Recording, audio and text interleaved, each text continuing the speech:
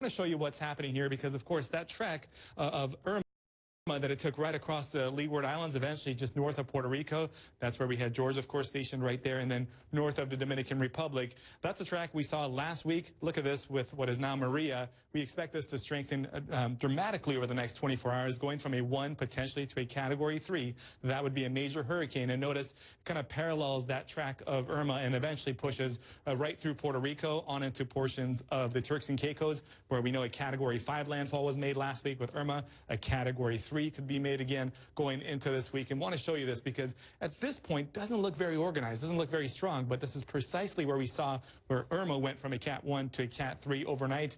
This is what the National Hurricane Center expects across this very warm body of water for this storm system to do, rapid intensification. And notice inside the next 3 days, we're talking 10, 15, some areas, 20 inches of rainfall. This is far more water than what Irma had to offer. Irma was predominantly a wind event with this, and this could be both wind and rain. And notice high concentration of the models take it in right towards Puerto Rico, make that right turn into the Turks and Caicos, and beyond that, we think a northerly track would be at least initially away from the United States. But this is the area of concern right now. From Dominica towards Guadeloupe, work your way into Antigua and Barbuda. That's an area we think could be spared from the hardest hit, which Irma, of course, had a northerly track. This storm takes more of a southerly track into the southern Leeward Islands.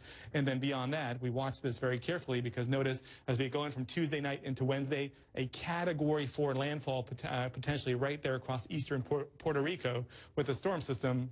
And then it kind of skirts right across the island of Hispaniola, very mountainous islands across this region. If this makes direct landfall across that area, this could weaken the storm. But at this point, the National Hurricane Center believes this could remain a Category 4, potentially down to a Category 3 as it goes over Turks and Caicos, which would be devastating for an area that was already very hard hit just about a week ago. So this is an area we're watching carefully and want to show you how this plays out as we go in over the next couple of days. Because beyond that, both the American and the European model, keep in mind the European indicated in blue, did a fantastic job as far as its location was forecasting with a right turn over portions of Cuba towards southern Florida.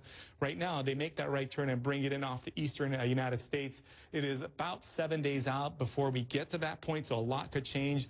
But of course, that is uncomfortably close for what would be a significant storm if it makes it to that point. Hurricane Maria, significant strengthening likely as storm nears land. By Susanna Cullinane and Holly Yan, CNN. Hurricane Maria is forecast to rapidly strengthen over the next 2 days as it takes aim at Caribbean islands devastated by Hurricane Irma just days ago. Significant strengthening is forecast during the next 48 hours, and Maria is expected to become a dangerous major hurricane before it moves through the Leeward Islands, according to the National Hurricane Center's latest update.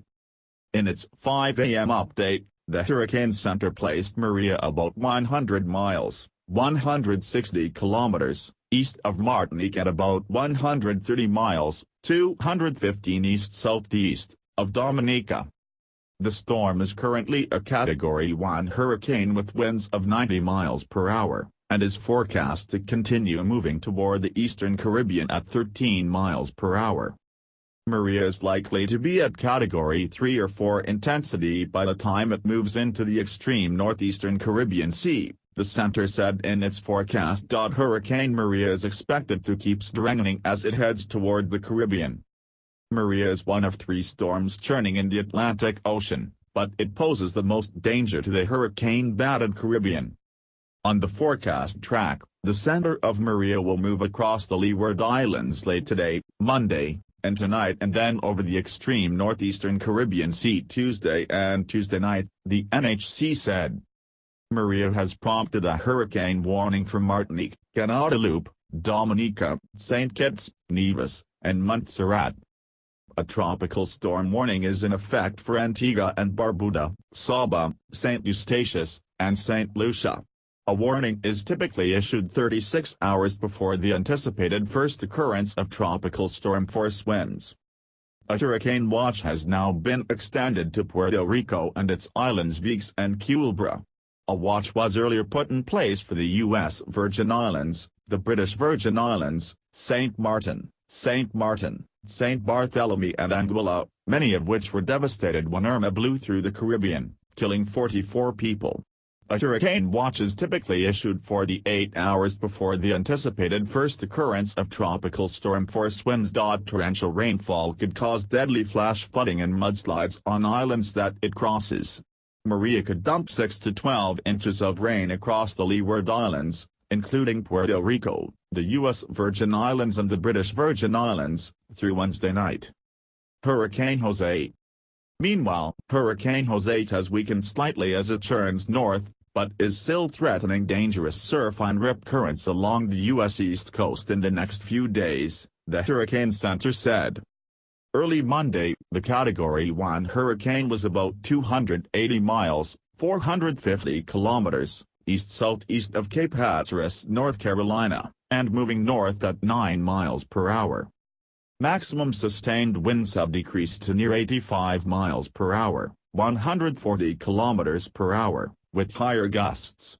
Some gradual weakening is expected during the next couple of days, however. Jose is forecast to remain a hurricane through Tuesday, the NHC said. While the center of Jose is expected to stay off from the U.S. East Coast, swells generated by Jose are affecting Bermuda, the Bahamas, and much of the U.S. East Coast, the NHC said. These swells are likely to cause dangerous surf and rip current conditions for the next several days in these areas. Tropical storm watches are in place for portions of the eastern coast of the U.S. stretching between Delaware and Massachusetts. The Hurricane Center said that Jose would produce heavy rain as it passes near southern New England and the mid-Atlantic on Tuesday and Wednesday, but that based on current forecasting the risk of flooding would be limited in scope. Tropical Depression Lee, the third storm in the Atlantic, fizzled from a tropical storm to a tropical depression Sunday, the Hurricane Center said. As of Monday morning, Lee was about 1,060 miles, 1,710 kilometers, west of Cape Verde. Lee's maximum sustained winds have sputtered to 35 miles per hour, and are expected to further weaken in the coming days. CNN's Kelly McCleary and Gene Norman contributed to this report.